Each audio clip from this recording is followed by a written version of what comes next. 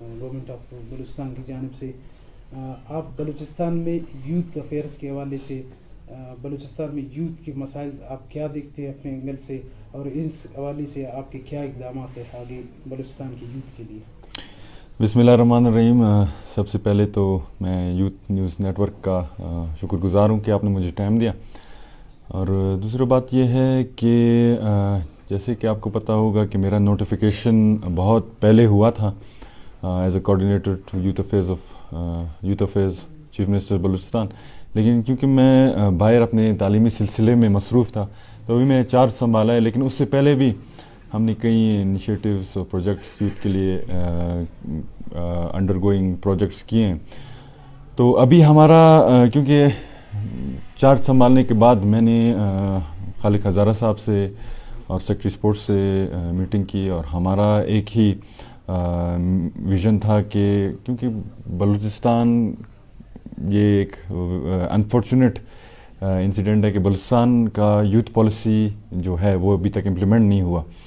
तो हज़ारा साहब ने यकीन दहानी कराया कि वो हम इस पे काम करेंगे यूथ पॉलिसी के ऊपर और इसको रिवाइज़ करेंगे, क्योंकि हमारा वाहिद सूबा है जिसका यूथ पॉलिसी अभी तक इम्प्लीमेंट नहीं हुआ, जो कि बलूचिस्तान का पाकिस्तान का सबसे बड़ा सूबा है। और अफसोस से कहना पड़ता है कि अभी तक कोई यूथ पॉलिसी नहीं है।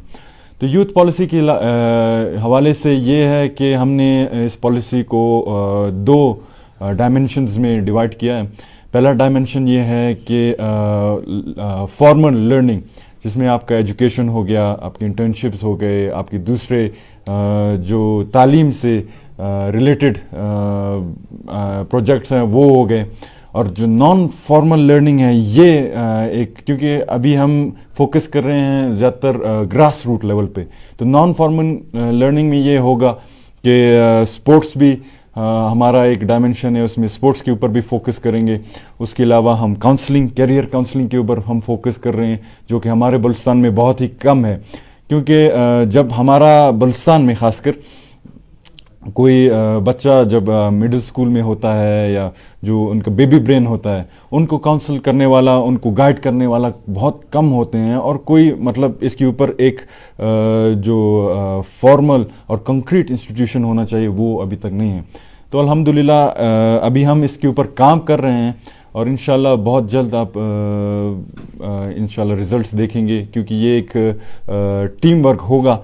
बलूचिस्तान अब्दुल खालिक हज़ारा साहब, मैं और हमारे जो स्पोर्ट्स सेक्रेटरी हैं, ये एक टीम वर्क होगा। और इंशाल्लाह ये मैं वादा कर सकता हूँ आप सब से, यूथ से, कि no one will be left behind इंशाल्लाह जी। बलूचिस्तान के यूथ के लिए आप क्या पैगाम देना चाहेंगे? देखिए जी, हमारा सबसे पहले हमें ग्राउंड फिगर्स और रियलिटी को देखना चाहिए। यूथ को मैं ये कहना चाहता हूँ, ये पैगाम देना चाहता हूँ आप सब की तवज्जो से, कि हमारा बलूचिस्तान का और पाकिस्तान का अगर आप पॉपुलेशन देख लें, 60% से ज़्यादा अभी हम यूथ पॉपुलेशन में हैं। ठीक है जी, हमारा यूथ है। तो मैं ये कहना चाहता हूँ कि जो यूथ है सारी दुनिया में आप देख लें कि यूथ का अपना एक स्टेटस होता है, अपना एक पावर होता है, अपना एक मकाम होता है।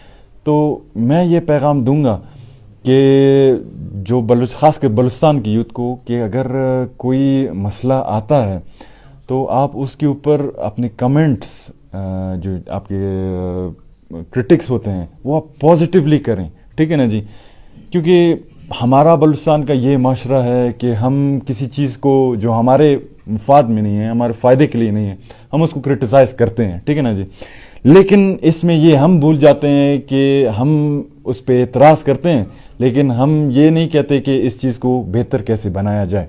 तो मैं यूथ को ये पैगाम दूंगा कि अगर कोई भी बिलफर्ज, फॉर एग्ज़ाम्पल, अगर मेरा as a notification for coordinator for youth affairs हुआ है, अगर इसके ऊपर आप क्रिटिसाइज़ कर रहे हैं तो इसके ऊपर आप पॉजिटिवली क्रिटिसाइज़ करें। देखिए कि मतलब कि इसके एडवांटेजेस क्या हैं, क्या ये बंदा तालीमी याफ्ता है, क्या इस बंदे को यूथ के बारे में पता है, क्या इस बंदे को बलूचिस्तान का जो यूथ की स्ट्रगल्स और ऑब्स्टिकल्स है उसके ऊपर पता है या नहीं है।